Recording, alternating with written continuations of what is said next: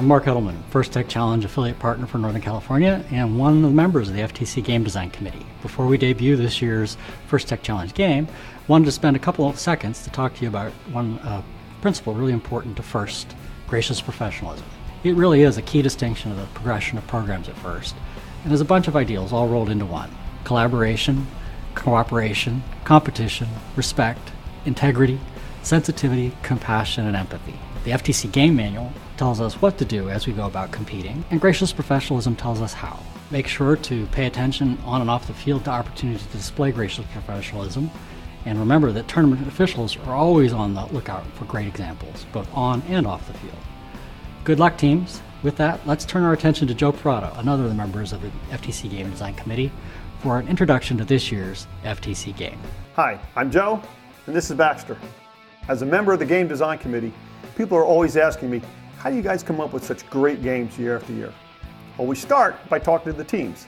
The teams tell us what they like and don't like about last year's game, and they tell us what they'd like to see in the new game.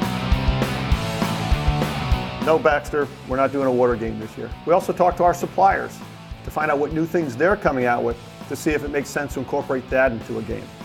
We'll talk to the industry to find out how robots like Baxter here are actually being used.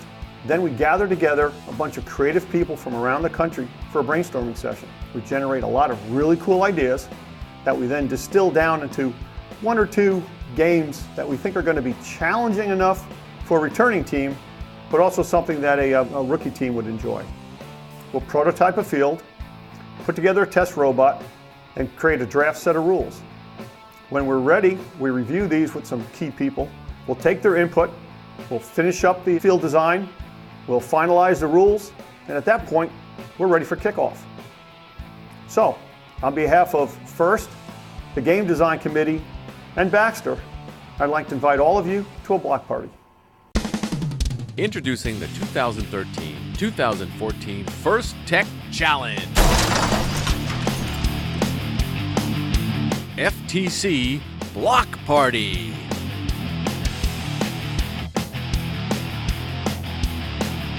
A team consists of two driver operators, a coach, and a robot. The robot must be built from materials specified in the game manual and fit within an 18-inch sizing cube. But after the match begins, the robot can grow to any size. Each match is played with 4 randomly selected teams, 2 per alliance. Your alliance partner for one match may be your opponent in another. The game is played on a 12-foot square playing field with a foam tile floor and 1-foot-high walls. The scoring element is a 2-inch square yellow block. There are 100 blocks in the game, which are randomly placed in the front and rear block zones.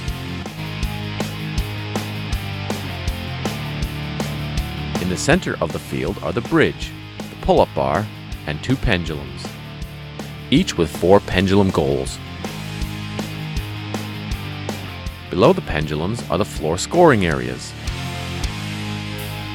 Each alliance has a raisable flag in the corner of the field. Taped stripes can help guide the robots and separate the 2 alliances. And the red and blue alliance stations are located just outside the playing field. The 4 robots are placed on the field, touching the walls in their respective alliance zones. Teams may preload 1 block into each robot.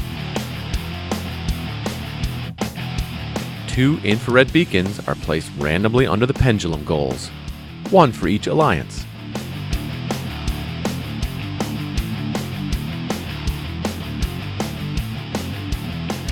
Each match begins with a 30-second autonomous period, followed by a 2-minute driver-controlled period, which includes a 30-second endgame.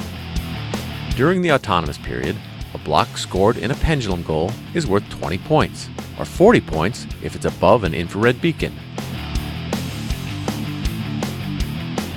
Blocks scored in a low goal count 5 points each. If a robot parks partially on the bridge, it counts 10 points, and if it's fully on the bridge, it counts 20 points. When the driver-controlled period begins, low goal blocks count 1 point each. Blocks scored in the inner pendulum goals count 2 points, or 3 points for the outer goals. During the endgame, robots may continue to score blocks, and if your pendulum is balanced at the end of the match, you get a 50% bonus added to your block score. If you can raise your alliance flag, it counts 20 points in the low position or 35 points in the high position. And finally, if your robot can hang above the bridge, it's worth 50 points.